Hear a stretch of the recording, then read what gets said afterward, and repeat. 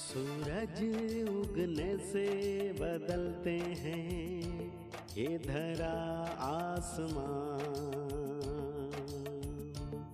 चलते रहने से हो जाती है हर मुश्किल आसान। चिंता को छोड़ कर आओ कर ले मन में शुभ चिंतन, हर पल को कर ले सफल सफल कह रही है ये पवन।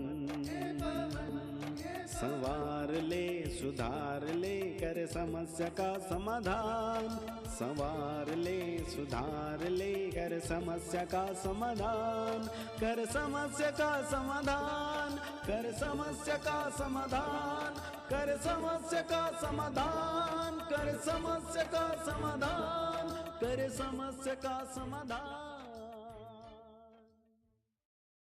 नमस्कार, आदाब, सत श्री अकाल मित्रों, एक बार पुनः स्वागत है आप सभी का समाधान कार्यक्रम में, जो कि आपका पसंदीदा कार्यक्रम है। लगातार बोल पे हमारी चर्चा हो रही है और बहुत ही सुंदर चर्चा है, क्योंकि ये जीवन के लिए नितांत आवश्यक है। एक राजा को अपना हाथी बहुत प्रिय था। जब हाथी बूढ़ा हो गया तो उन्होंने उस हाथी को प्रजा को दे दिया और कहा कि इसकी बहुत अच्छी सेवा करना, ये मरना नहीं चाहिए, और ये जो कोई भी इसके मरने की सूचना मुझे देगा उसे भी मृत्यु दंड दिया जाएगा। अब पूरी प्रजा जुट गई, उसकी सेवा शुश्रूषा किया गया कि किसी भी प्रकार से बचाया जाए इस हाथी को, ये मरे ना। लेकिन अब ये तो निश्चित ही है, जो इस संसार में आया है, चाहे मनुष्य है चाहे प्राणी है, उसे जाना ही है। हाथी एक दिन मर गया। अब सारी जो प्रजा थी अब ये सोच में पड़ गई कि अब कैसे राजा को सूचित किया जाए कि भाई जो हाथी है वो मर गया, क्योंकि जो जाएगा राजा को सूचना देने उसको भी अपने प्राण देने पड़ेंगे। अब एक बुजुर्ग व्यक्ति था, बड़ा ही बुद्धिमान था। उसने कहा कि भाई ये बीड़ा मैं उठाता हूँ, राजा तक ये सूचना मैं पहुँचाऊँगा। राजा के पास वो बुजुर्ग व्यक्ति गए और उन्होंने कहा कि महाराज, जो आपका हाथी था वो तो ना अब खाता है ना पीता है, ना ही कुछ बोलता है, कुछ भी हलचल नहीं करता है। तो राजा ने कहा, क्या वो मर गया है? तो उस वृद्ध ने कहा कि महाराज ये मैं कैसे कह सकता हूँ। तो कहने का भाव, बहुत ही युक्ति से अपनी बात उस वृद्ध ने राजा तक पहुंचा दी और राजा को ये कहना पड़ा कि क्या वो मर गया है। वास्तव में कई बार अपनी वाणी का ऐसा संयमित प्रयोग करने से हम बहुत सारी समस्याओं से मुक्त हो सकते हैं। अब तक की चर्चाओं से आपने भी ये चीज़ बहुत गहराई से सीख लिया होगा कि वाणी का प्रयोग हम कहाँ कहाँ करें। आइए आज की इस कड़ी में भ्राता जी का अभिनंदन करते हैं। भ्राता जी, बहुत बहुत स्वागत, अभिनंदन है।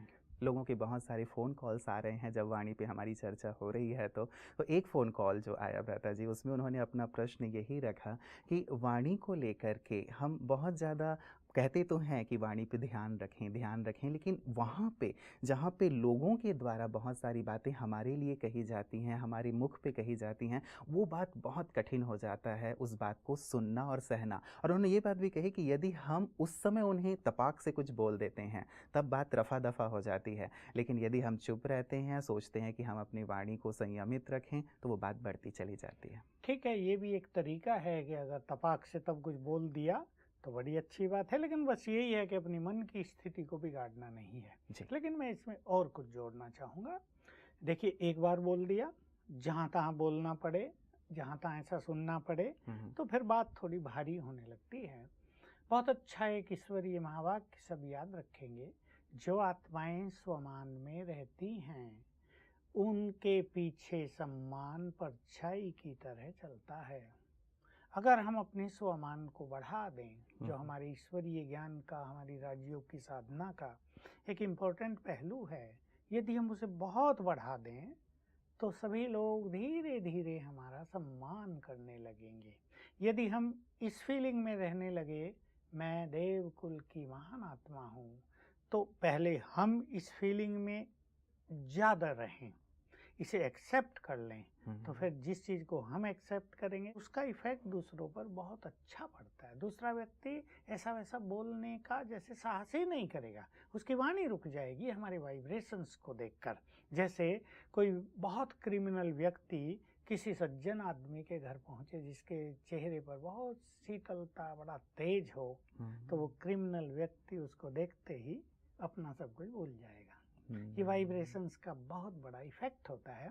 तो यदि हम स्वमान का अभ्यास करते हैं तो एक तो ऐसी सिचुएशन हमें फेस नहीं करनी पड़ेगी, और जैसा इन्होंने कहा अगर हम तपाक से जवाब दे दें, उसमें भी अगर हमारा स्वमान का बहुत अच्छा अभ्यास होगा और हम उन्हें ऐसा जरा पावरफुल जवाब देंगे तो उसका प्रभाव और गहरा होगा और सदा के लिए वो व्यक्ति ऐसी बातें करने से बाज आ जाएगा। मतलब समय और सिचुएशन को देख करके हमें खुद निर्णय लेना चाहिए कि कब हमें कैसे क्या बोलना है। और सचमुच ये तो मुझे लगता है कि भ्राता जी एक लाइफ लॉन्ग ट्रेनिंग है कि जीवन पर्यंत हमें सीखते चलना है कि किस घटना में, किस सिचुएशन में, कैसी परिस्थिति में हमें क्या क्या बोलना है, और व्यक्ति को सीखते चलना और चाहिए। मनुष्य अगर ये लक्ष्य बना ले कि मुझे सीखना है जीवन भर, मुझे अपनी बुद्धि के द्वार सीखने के लिए सदाई ओपन रखने हैं, तो निश्चित रूप से वो आगे बढ़ता जाएगा। और मान लो कहीं कुछ गलत बोलता भी है या लोग गलत बोलते हैं, उसमें भी हमारी कहीं गलती होती है, हम गलत जवाब दे रहे हैं, फिर दूसरा और गलत बोल रहा है, फिर हम गलत जवाब दे रहे हैं, तो इससे भी अगर हम सीखें कि इस जगह पर हमें ये बोलना चाहिए था, ये नहीं, तो अगली बार जब वो सिचुएशन आएगी तो काफ़ी अंतर दिखाई देगा। बिल्कुल बिल्कुल। चलिए भ्राता जी, मैं आपको मेल की ओर लिए चल रहा हूँ। काफ़ी सारे मेल हमारे पास आ गए हैं। पहला है प्रमोद कुमार जेना जी का, और ये उड़ीसा से लिख रहे हैं। कहते हैं कि भैया मैं रेलवे का एग्ज़ाम देने वाला हूँ और मेरा एग्ज़ाम जल्दी ही होने वाला है। अब तक मैंने जितने भी एग्ज़ाम दिए हैं मैं सक्सेस नहीं हो पाया हूँ। ये मेरा लास्ट एग्ज़ाम है। प्लीज़ मुझे बताएं कि मैं कैसे सफलता प्राप्त करूँ। क्वालिफाइड होने के बाद एक अच्छी जॉब मिल जाए तो उसकी क्वालिफिकेशन भी सफल होती है, परिवार भी बहुत सुखी हो जाते हैं, उसका गौरव भी बढ़ता है जी। मैं इससे पहले एक छोटी सी बात कह दूं, आज ही एक कन्या मेरे पास आई, 10वीं क्लास में पढ़ती, थोड़ी बड़ी हो गई थी। मैं तो सोचा शायद कॉलेज में पढ़ती होगी। जब मैंने उसे पूछा कौन सी क्लास में, 10वीं में, मैंने कहा बोलो क्या तुम्हारी समस्या है। कहा नहीं समस्या नहीं, मुझे ऐसी बात बता दो आजीवन में सफल होती रहूं। मैंने कहा कितने अच्छे विचार हैं 10वीं क्लास की लड़की के, मुझे बड़ी खुशी हुई। मैंने कहा निश्चित रूप से तुम्हें कदम कदम पर सफलता मिलेगी, बस एक ही चीज़ का ध्यान रखना, निगेटिविटी बिल्कुल जीवन में आने नहीं देना। चरित्र सबसे बड़ी पूंजी है, इसको कहीं दाग न लगने देना और देखना सफलता की ओर तुम्हारे कदम कितने तेजी से चलते हैं। वास्तव में सफलता उन लोगों को बहुत कम मिलती है जिन्होंने अपने चरित्र का बचपन से ही ध्यान नहीं रखा है। बहुत रोज मेरे को कई युवकों के ऐसे फ़ोन आ जाते हैं जो राजयोग के पथ पर भी आ गए 6 मास से 8 मास से, लेकिन अभी उनका कंसंट्रेशन होता ही नहीं। तो मैं पूछ लेता हूँ पहले कैसा जीवन व्यतीत किया है, तो बेचारे बता देते हैं बिल्कुल अच्छा नहीं, हम बिल्कुल रास्ते से भटक गए थे, हम बुरे संग में आ गए थे। तो उसका खामियाजा उनको जीवन भर भुगतना पड़ रहा है, क्योंकि एकाग्रता मनुष्य की बहुत इम्पोर्टेंट चीज़ है। चाहे वो इंटरव्यू देने जा रहा हो, चाहे कोई एग्जाम देने जा रहा हो, चाहे वो कुछ भी घर में काम ही कर रहा हो, गृहिणी हो, वो खाना बना रही है लेकिन उसका चित्त इधर उधर भटक रहा है, मन बहुत भाग रहा है, तो उसको उसमें भी मज़ा नहीं आएगा, सफल नहीं होगा, वो कुछ का कुछ करेगी। तो ये बहुत इम्पोर्टेंट है, जिनको सफलता के मार्ग पर सदा आगे बढ़ना है, उन्हें निगेटिविटी से, इम्प्योरिटी से, चरित्रहीनता से, जो ये गलत मार्ग युवकों के हो गए हैं, उनसे बचना चाहिए। रही बात इनकी, बहुत अच्छी है कि इनकी अभिलाषा है, जब तक इनका एग्ज़ाम आए ये रोज़ 1 घंटा राजयोग मेडिटेशन करेंगे। अवश्य इन्होंने सीखा होगा, नहीं तो ये तुरंत जाकर राजयोग की क्लासेज अटेंड करें, राजयोग सीखें। इससे परमात्मा में भी इनका विश्वास बढ़ेगा, पॉजिटिव शक्ति भी इनके पास आएंगी और सफलता की ओर जाने में इनको परमात्मा दुआएं भी मिलेंगी और इनके अपने मन की दुआएं भी इन्हें प्राप्त हो जाएंगी। तो एक तो ये काम इन्हें रोज करना है। दूसरा, सवेरे आँख खुलते ही 7 बार ये अवश्य याद करेंगे, मैं मास्टर सर्वशक्तिवान हूँ, सफलता मेरा जन्म सिद्ध अधिकार है। बहुत गुड फीलिंग के साथ, केवल रटेंगे नहीं इसको, मैं हूँ सर्वशक्तिवान की संतान हूँ, therefore I am master almighty, और जब मैं भगवान की संतान हूँ तो मुझे सफलता मिलेगी ही। इसको गुड फीलिंग के साथ 7 बार रोज सवेरे उठते ही करेंगे, ताकि इनका सबकॉन्शियस माइंड इसे एक्सेप्ट कर ले। तो ये सबकॉन्शियस माइंड एक यूनिवर्सल माइंड बन जाता है, जो उन लोगों तक पहुँचेगा जो इसके पेपर चेक करेंगे, या अगर इंटरव्यू है तो जो इंटरव्यू लेंगे, जो कंसर्न लोग हैं उनको अफेक्ट करेगा इनका सबकॉन्शियस माइंड। मान लो रेलवे में जिस पोस्ट के लिए इनका एग्ज़ाम हो रहा है उसको विजुअलाइज करें, और मैं उस चेयर पर बैठा हूँ, मेरा सिलेक्शन हो चुका है, मुझे ये जॉब मिल चुकी है। बिल्कुल रोज़ सवेरे ये अभ्यास करने के बाद ये विजन बनाएंगे, उठते ही और सोते समय मैं वहाँ बैठा हूँ, बस ये मुझे हो गया है, इस बार मेरा सब कुछ क्लियर हो गया है। इस तरह से कॉन्फिडेंस मोस्ट इम्पोर्टेंट, अंडरलाइन कर लेना है, confidence will lead to success. ऐसी अच्छी स्थिति बनाएंगे, अभ्यास करेंगे तो निश्चित रूप से सफलता इनके चरण चूमेगी। चलिए, प्रमोद जी को हमारी भी बहुत सारी शुभकामना रहेगी ब्रता जी कि वो ज़रूर इस बार सफलता अर्जित करें। और प्रमोद जी, जब आप सफल हो जाएं तो समाधान टीम के लिए मिठाई भिजवाना मत भूलिएगा। हम कामना तो हमेशा करते हैं कि टीम के लिए मिठाइयाँ लोग ज़रूर भेजें। बहुत अच्छा, इनका सफल होना ही हम सब के लिए बहुत अच्छी मिठाई होगी। बिल्कुल। ब्रता जी, दूसरा मेल हमारे पास आया है, राजन साहू जी हैं। ये कहते हैं, ब्रता जी ओम शांति, मैं छत्तीसगढ़ से हूँ, मेरे माइंड में व्यर्थ विचार अधिक आते हैं, मैं सेंटर जाता हूँ लेकिन मेरा मेडिटेशन में मन नहीं लगता है, मन स्थिर नहीं रह पाता है, कृपया इसके लिए कोई समाधान बताइए कि मेरा मन मेडिटेशन में स्थिर हो जाए। और दूसरों के सामने बोलने में मुझे झिझक महसूस होती है, इसका भी कोई समाधान बताएं। बोल पे लगातार हमारी चर्चा हुई है, उससे रिलेटेड भी दोनों ही क्वेश्चन यूनिवर्सल हैं जी। यानी सारे संसार में ये समस्या है कि उनकी एकाग्रता नहीं होती। राजयोग के मार्ग पर भी जो आजकल लोग आ रहे हैं उनमें से 75% की ये समस्या रहती है कि हमारी एकाग्रता नहीं होती। और अभी भी आपने युवाओं की भी बात कही, तो जैसे मैंने वो उदाहरण दिया, पास्ट का लाइफ अगर बहुत अच्छा नहीं बीता है, निगेटिविटी को अपने सबकॉन्शियस माइंड में फुल स्थान दे दिया है, तो वो इनको बहुत डिस्टर्ब करता है। मैं थोड़ा सा विस्तार करना चाहूँगा सभी दर्शकों के लिए, सभी राजयोग के अभ्यासियों के लिए, और उन सब के लिए जो अपने विद्यार्थी काल में बहुत सफल होना चाहते हैं, चाहे वो एग्ज़ाम की बात हो, चाहे इंटरव्यू की बात हो, कोई हायर कंपटीशन में देना हो, कोई एंट्रेंस एग्ज़ाम देना हो, उन सबको सफलता बहुत चाहिए। नहीं तो क्या होता है, बच्चे मेहनत बहुत करते हैं और एक डर बना रहता है सफल होंगे या नहीं होंगे। तो एकाग्रता को सुंदर करने के लिए पहला ध्यान देना है, हमें एकाग्र करना है मन और बुद्धि को। अब मन का काम है संकल्प रचना, mind is power of thought, और बुद्धि जो है ये हमारी विवेक शक्ति है, पावर ऑफ विजडम। ये थर्ड आई ऑफ विजडम भी है, तीसरा नेत्र भी है ये, जिससे हम देखते हैं किसी भी चीज़ को हम विजुअलाइज करते हैं। मान लो अब अंधेरा हो गया है, रात हो गई है, और हम आसमान में सूरज को देखेंगे, वो है नहीं है इसका प्रश्न नहीं है, इसे कहते हैं विजुअलाइजेशन करना। ये काम होता है बुद्धि के द्वारा। हम किसी व्यक्ति को, दूर बैठे व्यक्ति को विजुअलाइज करते हैं, ये विजुअलाइजेशन होता है बुद्धि के द्वारा। तो बुद्धि विजुअलाइज करेगी, बुद्धि विवेक शक्ति है, बुद्धि एक सुंदर पात्र है, बुद्धि डिसीजन मेकिंग पावर है।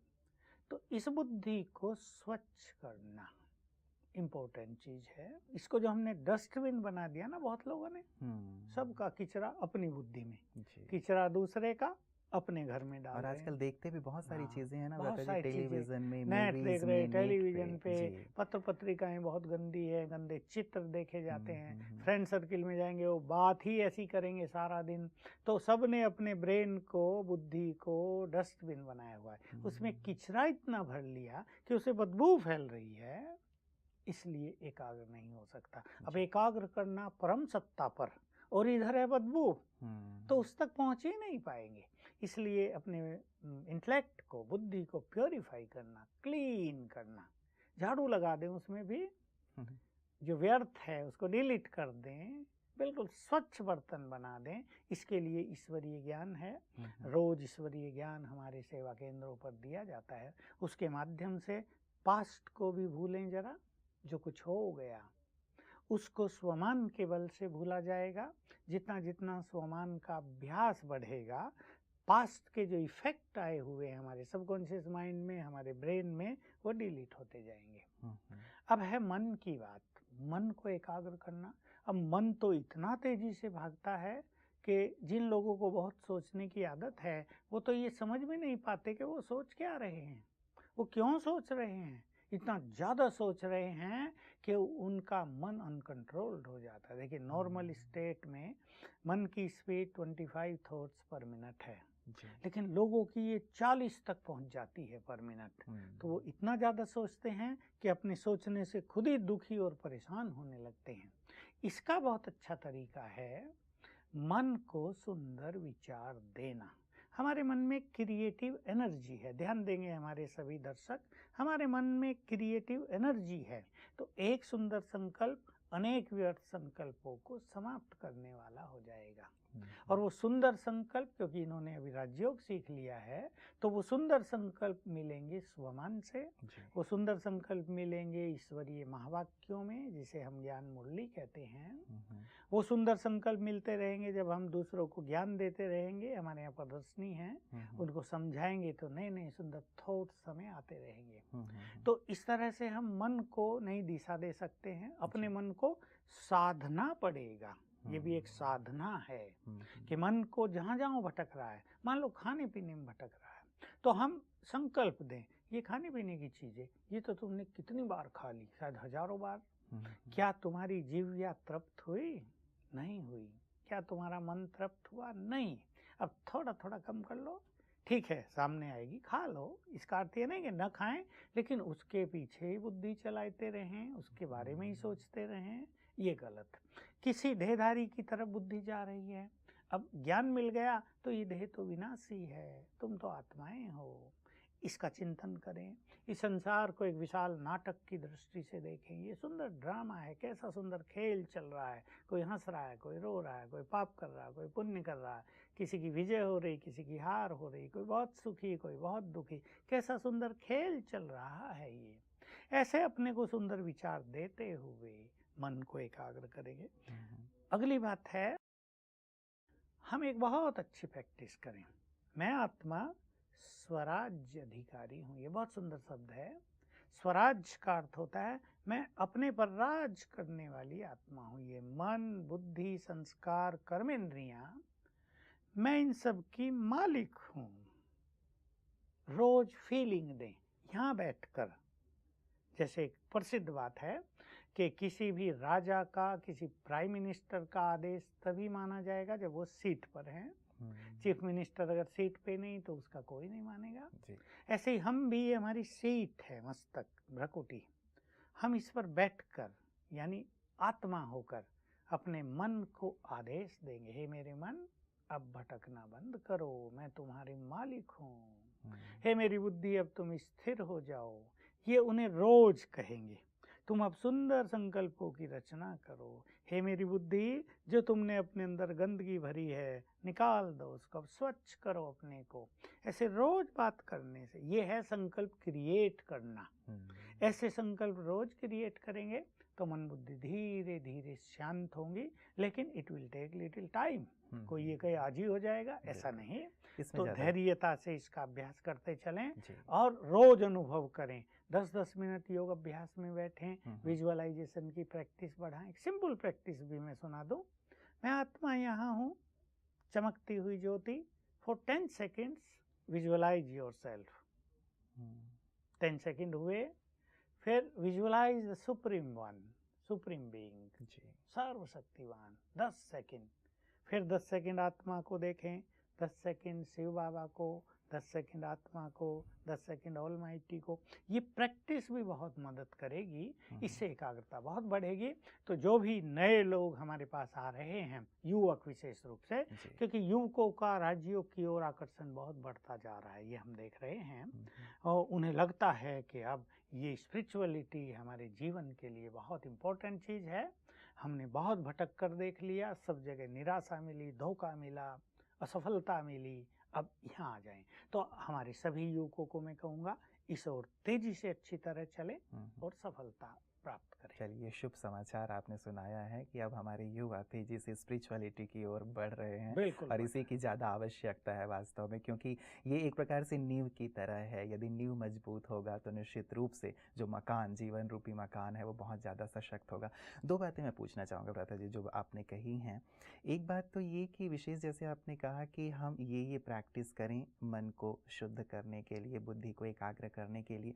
लेकिन एक है कि हम डायबिटीज़ यदि मुझे है तो मैं गोली भी डायबिटीज़ की खा रहा हूँ और साथ ही मिठाई भी खा रहा हूँ, तो वो बात फिर तो जचेगी नहीं, तकलीफ़ मुझे हो सकती है। जैसे डायबिटिक पेशेंट को शुगर बिल्कुल मना है, जी। वैसे ही जो योगी बनना चाहते हैं उन्हें गंदी पत्र पत्रिकाओं का अध्ययन, नेट की गलत साइट पे जाना, बहुत ज़्यादा टीवी देखना, मोबाइल पर अपने फ्रेंड से बहुत ज़्यादा बातें करना, गंदा खान पान खाना, गंदे संग में रहना, आहार विहार सब स्वच्छ करना पड़ेगा। जितना इन चीज़ों को हम कंट्रोल करेंगे उतना ही हमारी एकाग्रता बहुत अच्छी होगी। अब देखिए, युवक अपने फ्रेंड सर्किल में जाते हैं, 5-10 फ्रेंड हैं, कोई कुछ बढ़ चढ़ के बात कर रहा, दूसरा कुछ बढ़ चढ़ के बात कर रहा, इसको लग रहा मैं पीछे रह गया, ये भी हिस्सा लेता है उसमें, और इस तरह व्यर्थ बढ़ता है। इसलिए जिसको योग के मार्ग पे सफल होना हो, एकाग्र होना हो, उसको अंतर्मुखी होना ही पड़ेगा। भले ही फ्रेंड्स कहेंगे सन्यासी बन गया, ये हमारे इस ग्रुप से बाहर निकल गया, इनको भी लगेगा हम आइसोलेटेड हो गए, लेकिन इस चीज़ को स्वीकार करना पड़ेगा।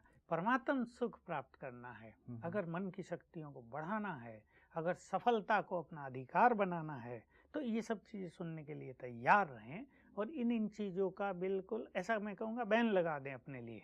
ये नहीं, जैसे शुगर वाले के लिए बैन लगा दिया, भाई रसगुल्ले कितने भी अच्छे हों, अब देखना नहीं उधर लेकिन कई बार भ्राता जी ऐसा नहीं होता कि कंट्रोल करना थोड़ा सा मुश्किल हो जाता है। मैं डायबिटीज वालों को तो खास मीठा खाने की इच्छा होती है। जी जी जी जी, तो वहाँ पे एक बहुत कठिनाई हो जाती है लगता है। और एक बात ये भी लगता है कि इसी को लोगों ने लाइफ मान लिया है। आजकल का जो युवा वर्ग है, घूमना फिरना और खाना पीना, ये सारी चीज़ें जो हैं यही लाइफ है। ये नहीं है तो फिर क्या एंजॉयमेंट है, कोई मज़ा ही नहीं है लाइफ का, ये उन्होंने मान लिया है। तो कैसे हम इस चीज़ को उन तक पहुंचाएं कि वास्तव में ये एंजॉयमेंट नहीं है, इससे बड़ा एंजॉयमेंट कुछ और है। शायद यदि ये समझा पाए तो बहुत बड़ी उपलब्धि होगी। बिल्कुल अच्छी बात है, क्योंकि लोग इसे ही सब कुछ मान रहे हैं। और हम ये नहीं कहते कि आप सन्यासी बन जाओ पूरे, इन सब चीज़ों में ना जाओ, पिकनिक पे भी जाओ, फ्रेंड्स के साथ भी घूमो, उनका बर्थडे पार्टी है और कुछ है उसको भी एंजॉय करो, ये सब भी है। लेकिन इसको ही सब कुछ मान लेना, इसकी आवश्यकता नहीं, ये गलत अप्रोच हो जाएगी। इसे हटकर अपनी जो मूल चीज़ें हैं उनको कभी छोड़ना नहीं चाहिए। एकाग्रता ही सफलता का बीज है और युवकों को सफलता बहुत चाहिए, नहीं तो अनेक युवक निराश दिखाई देते हैं। बहुत पढ़ लिया, माँ बाप ने पैसा कितना खर्च कर लिया, ये सब एंजॉयमेंट भी करके देख लिया, लेकिन जब बारी आई कि अब सफलता चाहिए तो मन की शक्तियाँ साथ नहीं दे रही हैं। इसलिए मन की शक्तियों को बढ़ाना, एकाग्रचित्त होना, इसकी भी बहुत आवश्यकता है। और जब मौका मिले ये सब एंजॉयमेंट भी कर लेना चाहिए, उसके लिए कोई मनाही नहीं है, लेकिन हर चीज़ का एक संयम।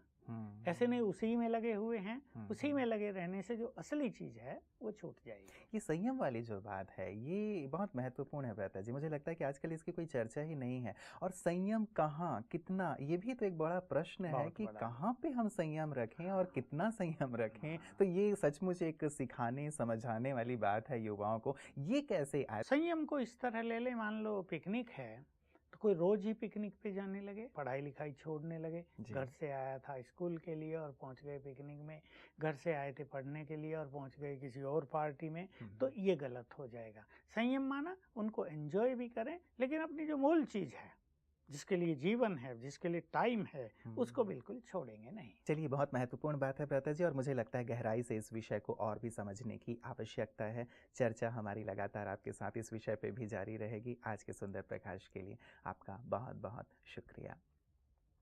मित्रों, बात युवाओं की चल रही है और युवा काल को ये माना जाता है कि वास्तव में स्वर्ण काल है। हम मानते तो हैं कि इसी जीवन में अर्थात युवा काल में ही हमें सब कुछ करना है, एंजॉयमेंट भी हम करें। और एक बात मैं हमेशा कहता हूँ कि KPM कल्चर आजकल बहुत फेमस हो गया है। खाओ पियो और मौज करो, इसके लिए मनाही नहीं है, बस एक एम और जोड़ने की ज़रूरत है। KPMM कल्चर को फॉलो कीजिए, खाइए पीजिए मस्त भी रहिए, लेकिन साथ साथ मेडिटेशन कीजिए। ये आपके जीवन को बहुत संतुलित करेगा। जो संयम की हम बात कर रहे हैं वो संयम आपके जीवन में आ जाएगा और जीवन बहुत ही सुखमय हो जाएगा, शांतिमय हो जाएगा और सफलता से परिपूर्ण हो जाएगा। तो आपका जीवन सफलता से भरा हुआ हो, इन्हीं शुभकामनाओं के साथ नमस्कार।